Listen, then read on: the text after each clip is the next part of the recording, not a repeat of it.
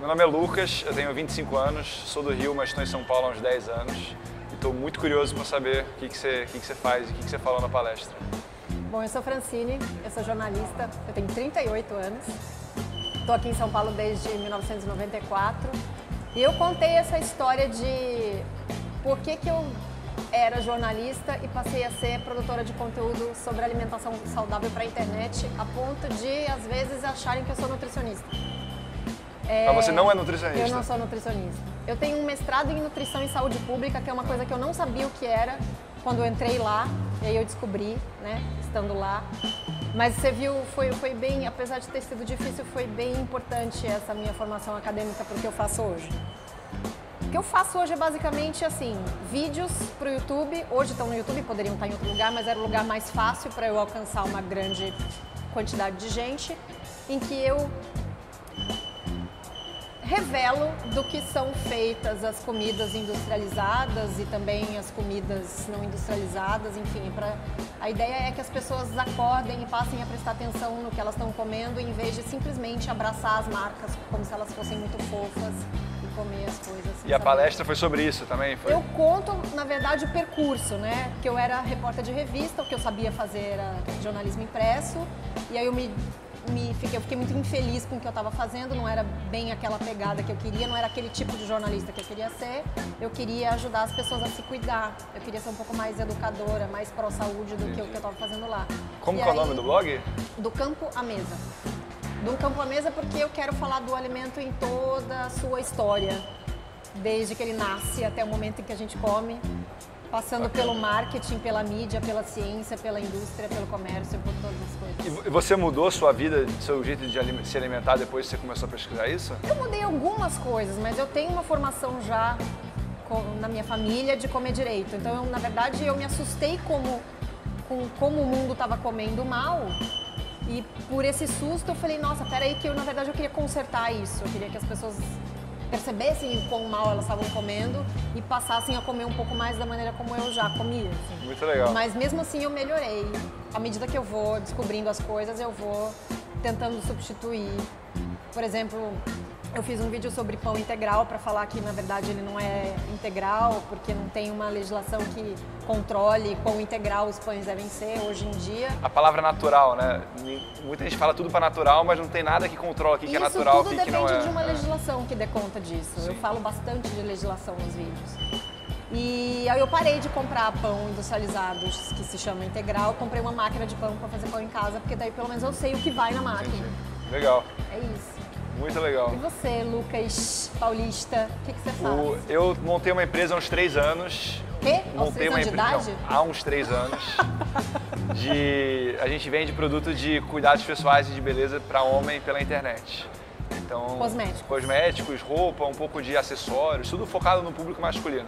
A gente sempre achou que, do mesmo jeito que você acha que o jeito em que as pessoas consomem comida é um jeito errado, a gente acha que o jeito que o homem consome hoje no Brasil é muito atrasado, muito diferente do que poderia ser. A experiência de compra de um homem é muito diferente do que é na Europa, do que é nos Estados Unidos. Então a gente montou essa empresa e a minha palestra não foi sobre isso especificamente, foi sobre como lidar com certas dificuldades que aparecem no meio do caminho. Então, ano passado, no começo do ano passado, a gente já tinha uns 2 anos de vida, um dos sócios foi diagnosticado com câncer. E aí a palestra foi como a empresa se ajustou e como que a empresa se adaptou para lidar com um sócio com um câncer super sério, que ele ficou 9 meses basicamente internado em tratamento. E ao mesmo tempo a gente tinha uma empresa que não podia parar, porque tinha 30 funcionários, tinha clientes, tinha fornecedor.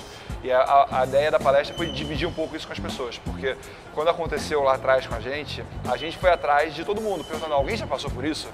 Alguém pode me dar alguma dica de como lidar com isso? E ninguém tinha passado. Todo mundo tem algum tipo de caso de câncer, ou na família, ou um amigo, mas ninguém tinha falado, eu tive isso na empresa e eu era empreendedor e a gente lidou com isso assim. Então, eu acho que a gente foi, não sei se um dos primeiros, mas aconteceu isso com a gente.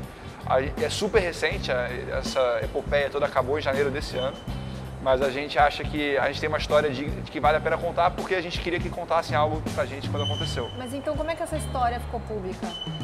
Como assim ficou pública? Essa história de que vocês tiveram esse problema do câncer na empresa? Não ficou pública. A gente resolveu contar aqui. Tá. Na verdade, hoje foi a primeira vez que eu contei para qualquer pessoa que não fosse... Por isso que eu falei que é a minha primeira palestra. E como aqui tem muita gente que está empreendendo, tem muita gente que está, como você, que trabalhava numa revista e fazendo algo sozinho ou fazendo coisas diferentes, a gente quis contar o ponto de vista de, olha, não é tudo lindo, não é só flores, né? Você se prepara para alguns tipos de risco, certo? Certamente você está preparada para ninguém se interessar sobre o seu assunto, você está preparada para as marcas irem se revolucionar, você se prepara para vários riscos, mas às vezes o que te pega é um risco pelo qual você não se preparou. E o desafio é como que você lida e como que você mantém as coisas andando quando isso acontece. E como vocês estão fazendo isso? Não tem muito como fazer.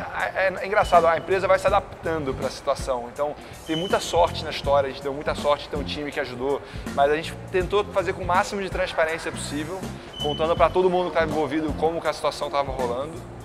E eu tentei, o meu papel era tentar fazer essa ponte entre o Pedro, que estava internado, e a empresa. Então, durante um bom tempo, eu fui todo dia para o hospital e com ele eu tentava passar as coisas que estavam acontecendo na empresa e tentar pegar a opinião dele para voltar para a empresa e para passar para as pessoas da empresa sobre o que estava rolando, o que era importante, o que estava na cabeça dele. Então, não tem muita regra. O importante que a gente descobriu é que é não entrar em pânico, que as coisas se resolvem. Você trabalhando e, cara, se você colocando um objetivo, as coisas se resolvem. No começo dá um certo pânico, né? Você fala, cara, ferrou, agora não sei o que fazer. E no final tudo acaba dando, não tudo acaba dando certo como se fosse fácil, mas as coisas vão se ajustando e a empresa sobrevive, as pessoas sobrevivem e a vida segue. Então foi essa história. Você acha que esse é um tipo de experiência que serve para outras coisas?